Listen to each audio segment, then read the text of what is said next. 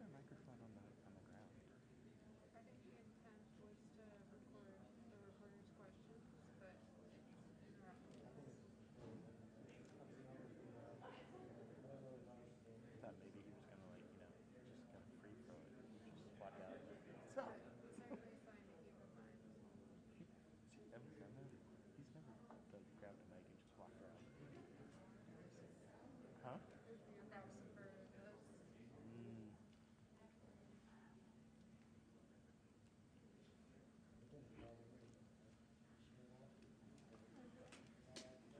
else?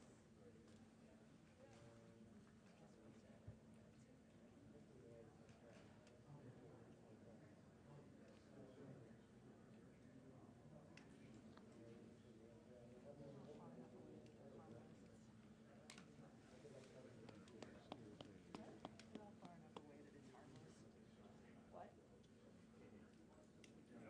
Jennifer, are you typing on an iPad?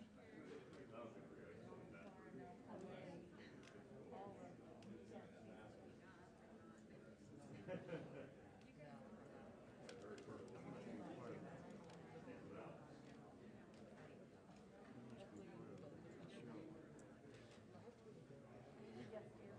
All the scenes. Does not feel like it's going to go off. That's why. These are the first things you go Knock on wood, my knees are okay. Okay.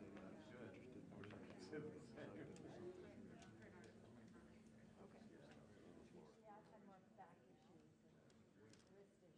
Hang on. You're not 22 anymore. And he's got to stop acting like he thinks he is. I discovered, I think, someplace in my 30s, like a really chiropractor employees out of it. I like the massage. Oh. She says which towns.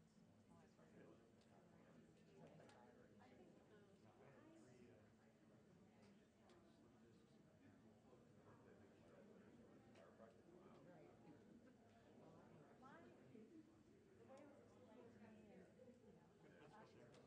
I think the way it was explained to me is, that a chiropractor can realign you, but if you don't soften up your muscles or slow them down, that you can get realign it. It's not going to solve the problem. So.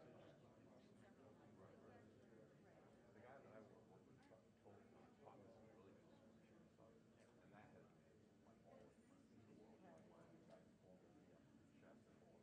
the exercise. And that's all good. I have so much like actual official. Allows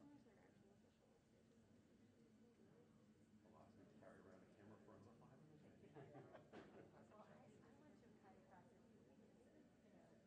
Our kids play hockey together. Right. And I just, he'd be like, okay, let me see, we'll turn your head. I was like, there must be that. Right. I felt like he needed to believe, and I just. Right. I was a little bit freaky about how to do that next step. Like you try to you'd have to trick me to relaxing before you could actually do it. There's some tricky about that. Okay. All right then. So, Harvey might be going off on time. You think? 2 minutes.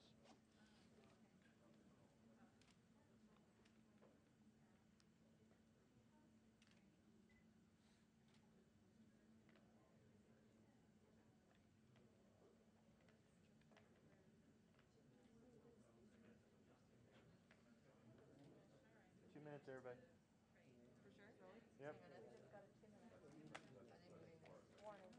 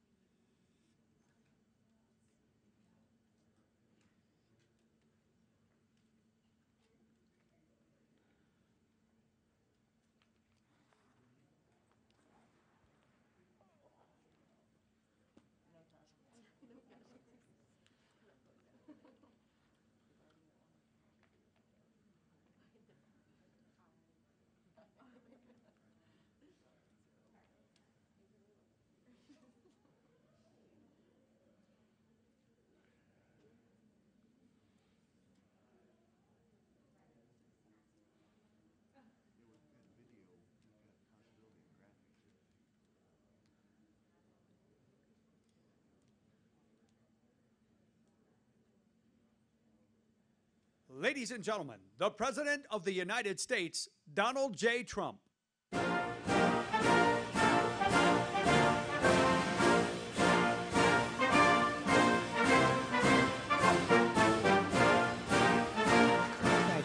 Thank you very much. Appreciate it. And thank you for being here. Let me provide a brief update on the China virus as well as our economic recovery, which is going really very well, as you probably have been hearing. Nearly 85% of jurisdictions all across our country are reporting a very steep decline in cases. And that's despite the fact that we have the #1 testing program anywhere in the world. We're up to almost 70 million tests, far beyond any other country. This week, cases nationwide have declined by 6%. The test positivity rate has fallen to just 6.5%, a 71% reduction from April and a 15% reduction from mid-July. That's a big reduction. The hospitalization rate for the virus has been reduced by half since April. And I urge everyone to apply common sense mitigation. We know that, and we are all doing that. And I want to thank the American people for really doing such a great job. The United States has now administered over 70 million tests, more than all of the European Union combined.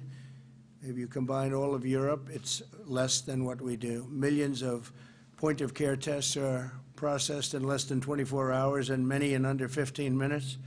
Nearly 80% of all commercial lab test results are now returned within 3 days. So we've gotten that number down from about 8 days to 3 days. And that's only in the longer-term lab cases. But we have many 15-minute tests. We have some 5-minute tests. The turnaround time for federal surge testing sites is just 2 days. So when you send them out, despite the fact that you have a delivery time, which you can't do anything about, it's all the way down to 2 days. It's a very substantial reduction. Great job by the people that do it. We are focused on aggressively shielding the highest risk individuals. Those living in nursing homes and long-term care facilities are less than 1% of the U.S. population, but account for nearly half of all fatalities. That's an incredible thing. So it's 1% of the U.S. population, but they account for nearly half of the fatalities from the China virus. That's why we have rushed nursing home funding, protective gear, and rapid testing equipment, and we will announce additional measures to protect nursing home residents. In the coming days, we've worked very hard with nursing home companies and also with the governors, 50 governors all around the United States, and we have developed a very good relationship with most of the governors. And I think, for the most part, they're doing a really good job. They're focused very heavily on nursing homes, and when they need equipment that they can't get, remember, they're supposed to get it, but when they can't get, we have tremendous amounts of equipment in stock. Thanks to my administration's decisive action to save American jobs, we're currently witnessing the fastest economic recovery in American history.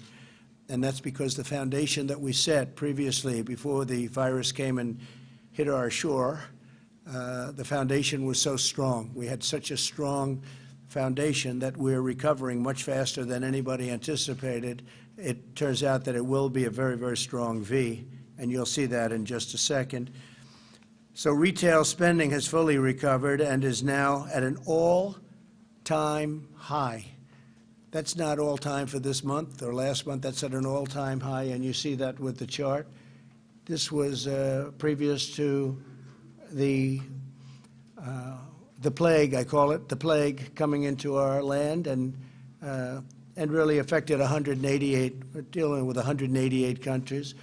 And if you see, we've not only recovered, but we're at a much higher level than we were even then. That's an incredible number that nobody thought would even be possible.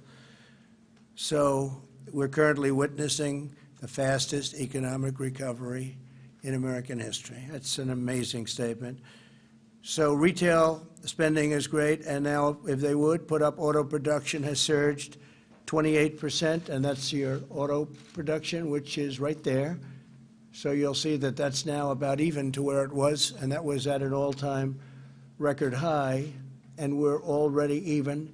And if you had a chart for used cars, you'd see that used car sales are setting a record, and that's great for production, because when the used cars are practically not available. They're very, very tight. That means you're going to make a lot of new cars. So that number is going to go up even beyond what it is right now, but that's a fantastic number. That's a number that's the equivalent of where it was, and that was a record. So you see what's happening with respect to the economy and the recovery, and the stock market is almost at an all-time high. In fact, NASDAQ is at an all-time high. It's had 14 days where we broke the record already over the last 2 months. So a lot of great things are happening.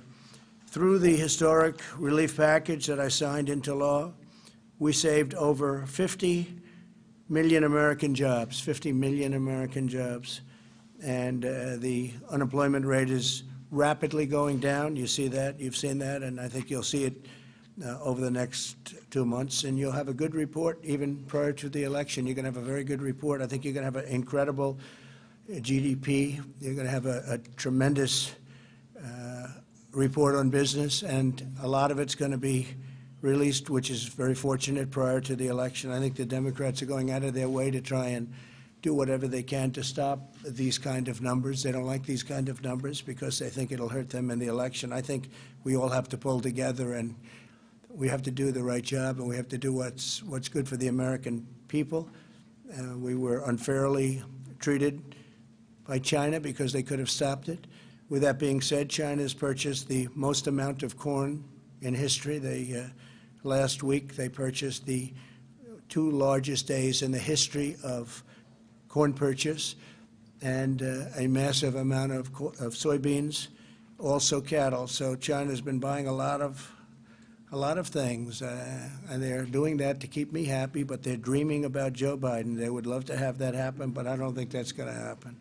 They are dreaming about him, and so is Iran dreaming about Joe, and so are numerous other countries. They dream about it because if that happens, they'll own the United States. And China, I can tell you specifically, will own the United States. Can't let that happen. If you remember, China had the worst year they've had in 67 years prior to the plague coming to our shores. And we are now starting to do really well. We're going to have a very good third quarter, maybe a great third quarter. And we're going to have an incredible next year unless somebody comes up and quadruples taxes, which is what they're talking about doing. And also regulations. We've done more in terms of cutting regulations than any administration in history by far, whether it was 4 years or 8 years, or in one case more than 8 years.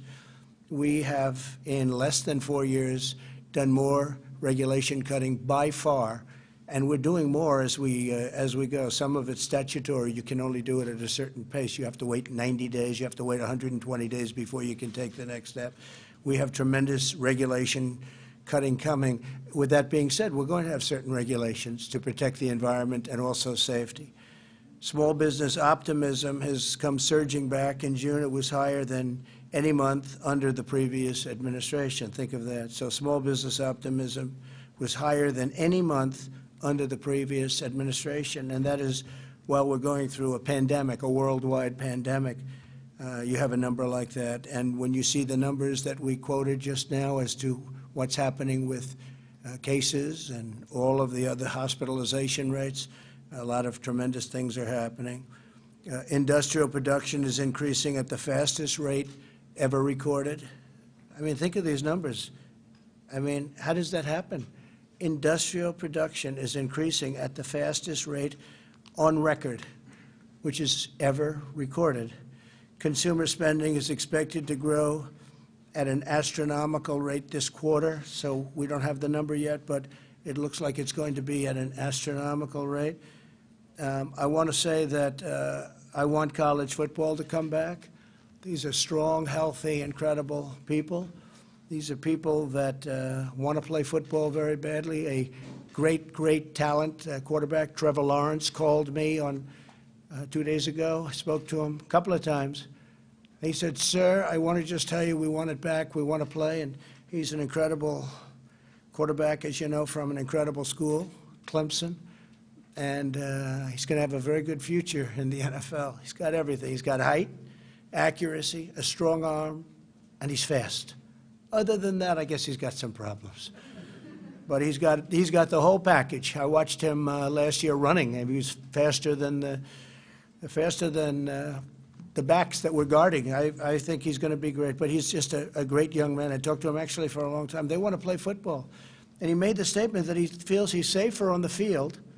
He's safer on the field than he is out, you know, outside of the field. He feels very safe. And if you look, the SEC, the Big 12, and the ACC are back. They want to come back, and I think they're coming back.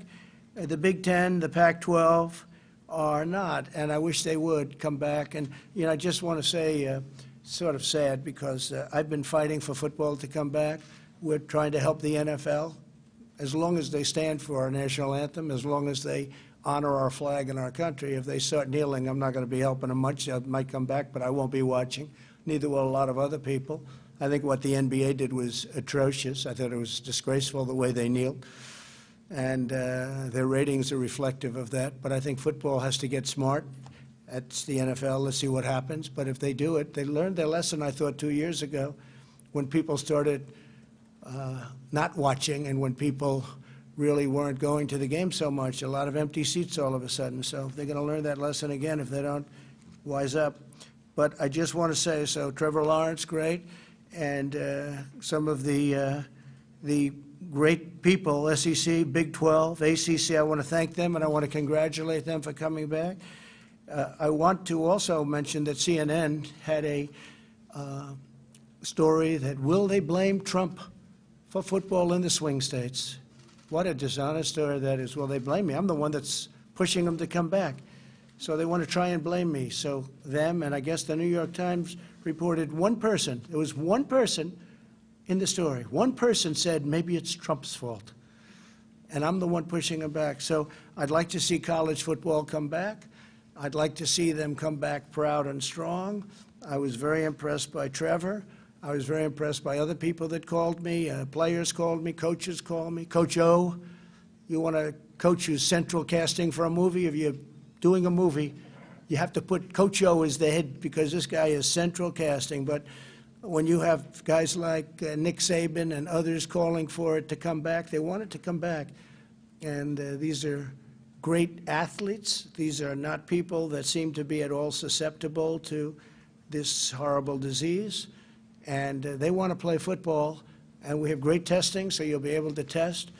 And when CNN and the New York Times quoted one person, and I'm the one pushing, so we'll get it straight. I'm the one pushing for football to come back. I think if I wasn't pushing, you wouldn't have anything happening. So with that, we'll take a few questions. Steve, please. Thank you. The U.S. effort to extend the Iran arms embargo at the UN Security Council fell apart yesterday. When will you trigger a snapback of sanctions on Iran? Well, we knew what the vote was going to be, but we'll be doing a snapback. You'll be watching it next week. Yeah, you'll be watching it next week. If I could follow up, President Putin wants to hold a video summit on Yeah, this subject. he is Are you wanting to do that? Probably not. No, I think we want to wait till after the election. Look, Iran wants me to lose so badly, because if they do, you know, Iran is a whole different ballgame right now. They haven't been sponsoring terror because they don't have very much money to sponsor terror, and they know we just captured 4 Iranian ships, as you know, and we brought them into Houston.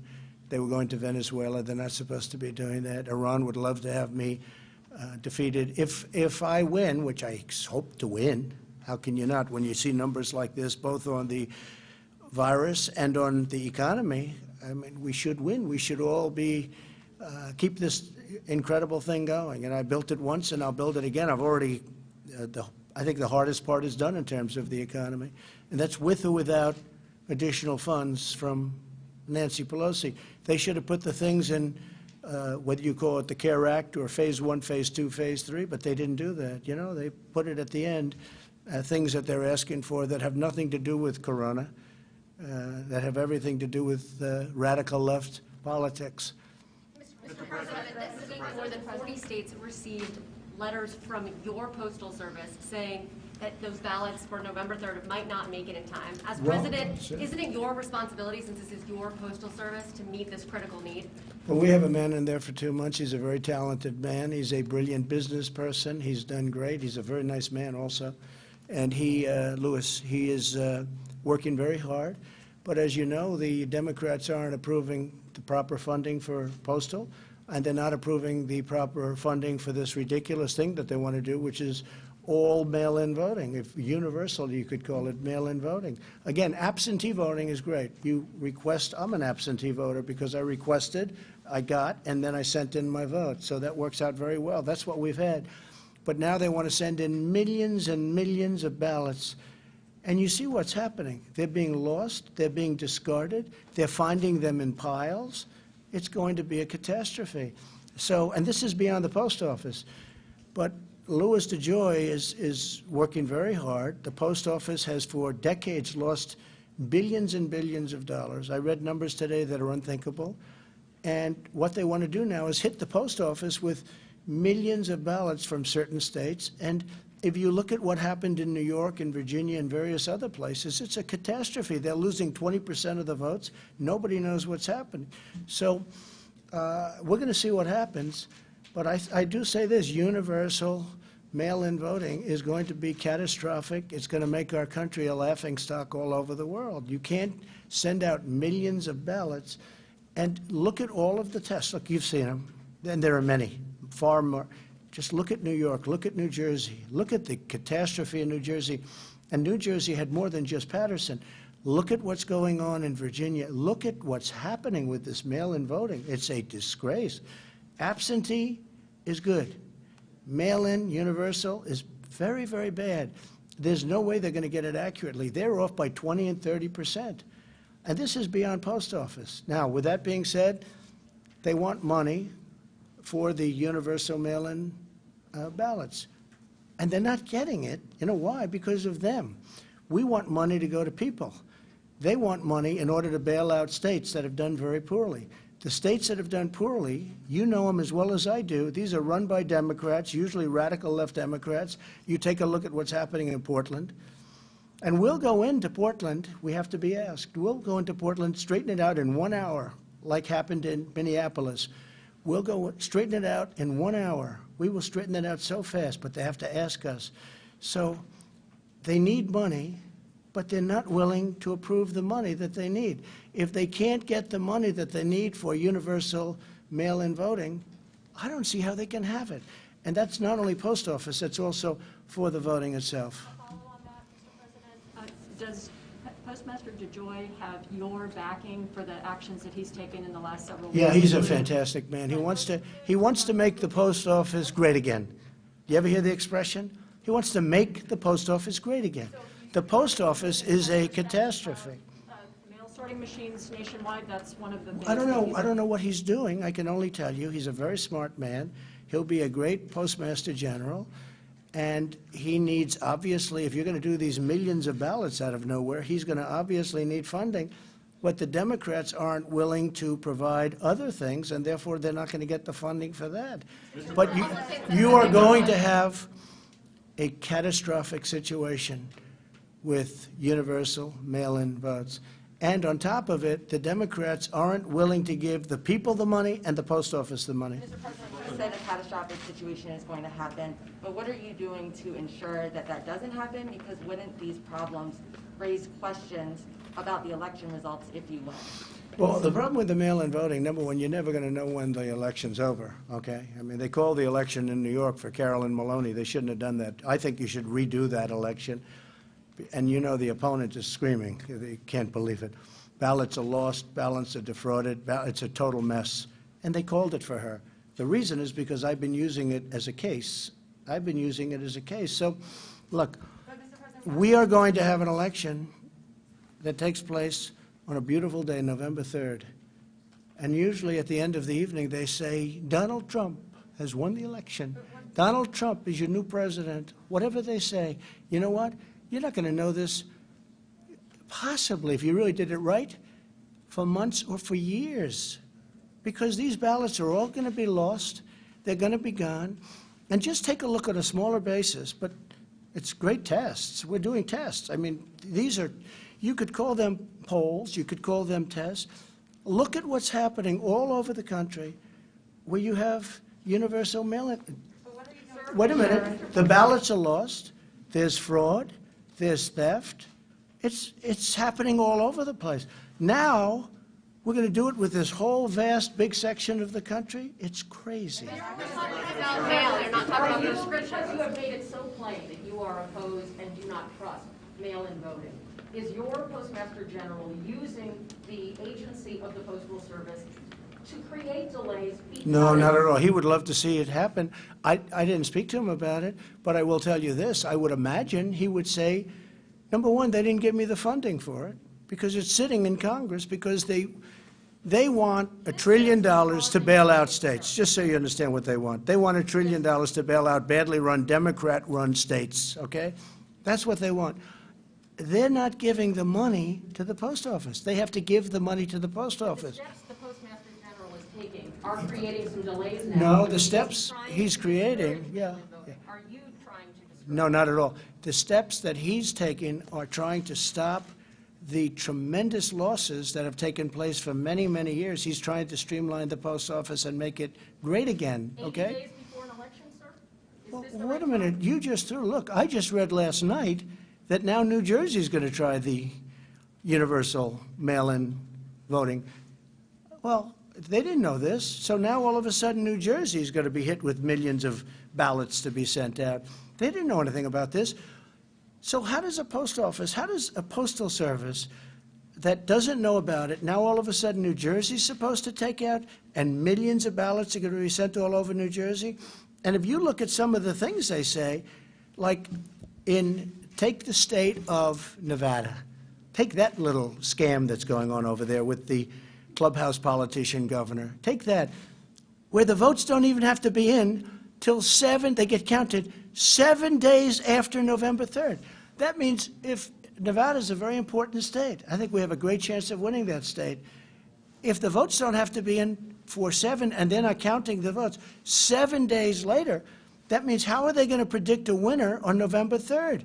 Mr. President, It's not just an election. whether a ballot was automatically sent to somebody, or if... No, absentee is okay. Okay, but once the ballot gets into the mail, it doesn't matter. The workers have to sort it. So the bottom line is there must be more resources for post offices across But the country. Democrats are not approving the resources. You're right, there has to be more resources, I agree, because all of a sudden the post office is tripling up in size. The problem is the Democrats are not approving the funds necessary. It's in there. Now, they have $25 billion, I've seen $15 billion, I've seen a lot of money.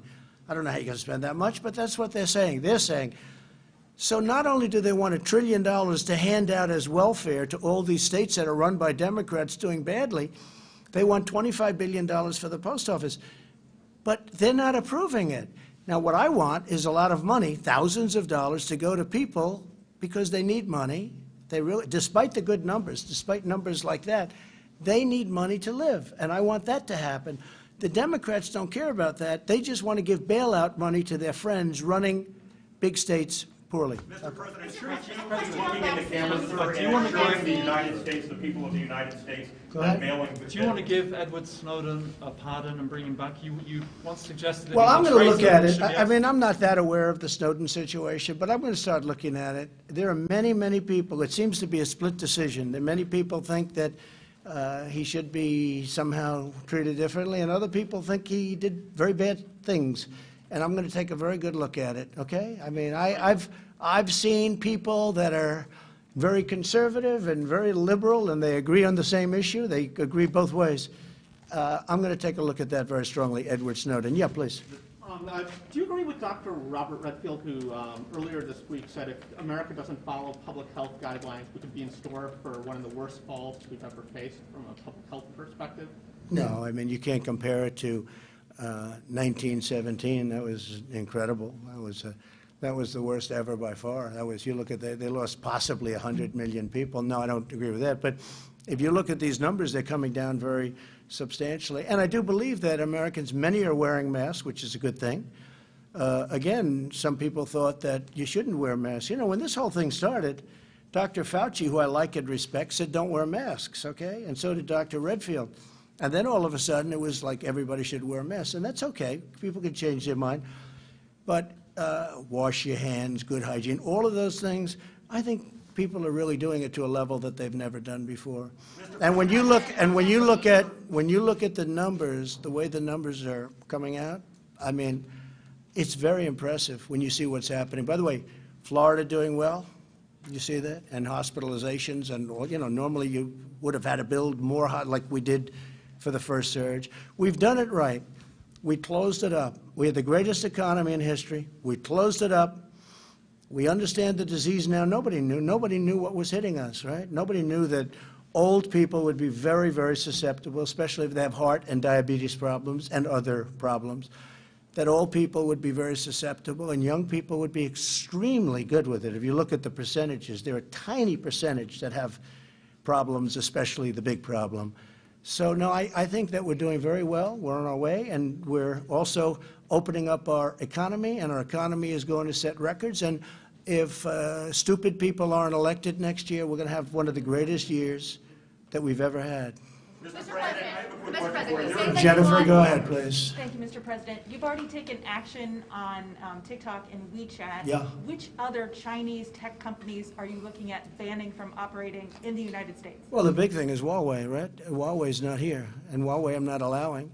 And I've told European countries and others, Australia has been fantastic as an example, but Huawei's not coming here.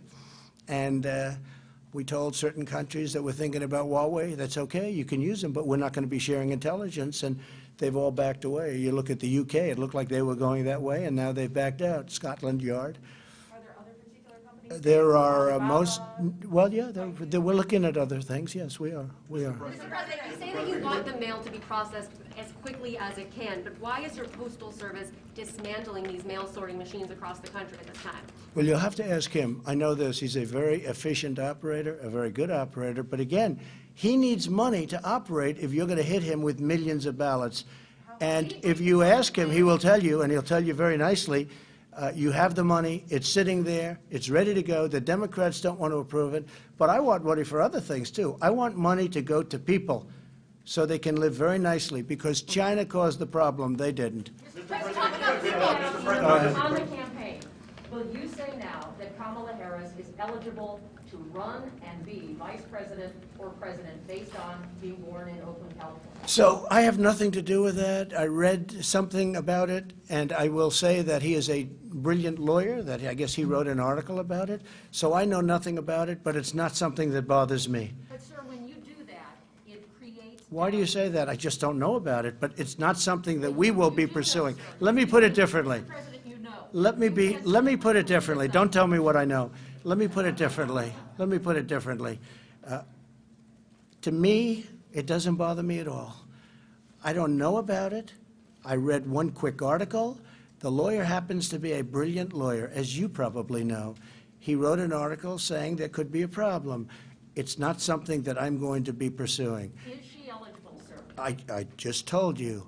I have not gone into it in great detail. If she's got a problem, you would have thought that she would have been vetted.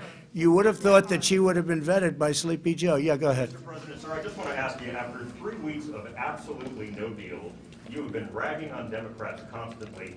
Why not come to the table personally and sit with them? I mean, I know that Speaker Pelosi and Minority Leader Schumer were in the Oval Office in December 2018. That did not go so well. Everybody in the world saw that. Why not invite them? If they don't want to come, that's on them.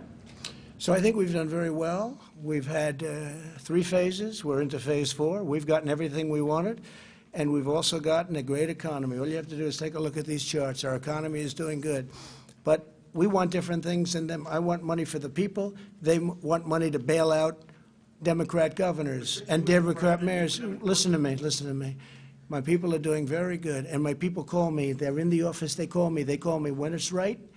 Nobody knows the deal better than I do. When it's right, I'll meet. But right now, it's not right. They want $1 trillion to bail out badly run states. They're Democrat. They're Democrat states. Will something happen? Possibly. But I want to tell you, the country is doing very well right now. We can live very happily with it, without it.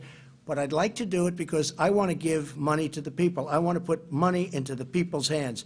They want to put money into politicians' hands so that the politicians don't look stupid. Okay.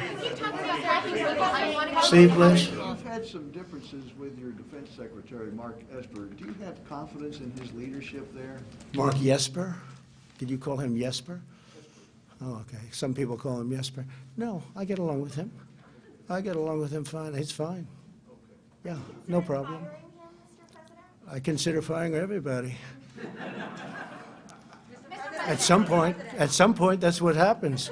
Jennifer, do you have something, Jennifer? You're working so hard. Do you think that there will be anyone else who leaves your cabinet after the election, sir? So if we have the success, I think we have a silent majority, the likes of which has never been seen before. I think you read about it, where 62% of the people say they're not even telling the truth on polling, and where the polling is fake, you know, where they do registered voters and where they do many more Democrats than they do Republicans. Same as happened last time. But this year, I think we have much more enthusiasm. Maybe those people back there would understand it better than anybody, but I think there's more enthusiasm for 2020 than there was even for 2016. And 2016 was a record. You found that out. And I believe there's much more enthusiasm now than there was even in 2016. We have a silent majority, the likes of which nobody has seen. I just looked, there are thousands of boats in lakes, rivers, and oceans, thousands and thousands of boats. It's called Boaters for Trump, Boaters for Trump-Pence. There's signs all over. Some of the boats have 10 flags on them. They're incredible. There are thousands. We did nothing to do this. This is just generic. It just happened.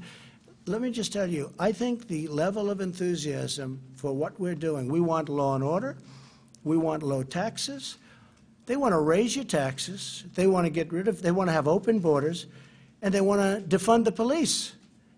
How do you win on that? They want to go to Texas, and they want to go to Pennsylvania, and they want to stop fracking, and Ohio, they want to stop fracking.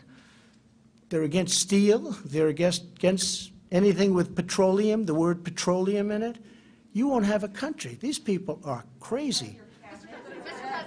Say, go ahead. As far as your cabinet goes, do you think you'll see more turnover in your cabinet? Well, I don't know. I think for next year, I mean, generally speaking, a lot of times I understand if we win, President will ask for the resignation of everybody and then bring back the people he wants. That's happened before, Steve.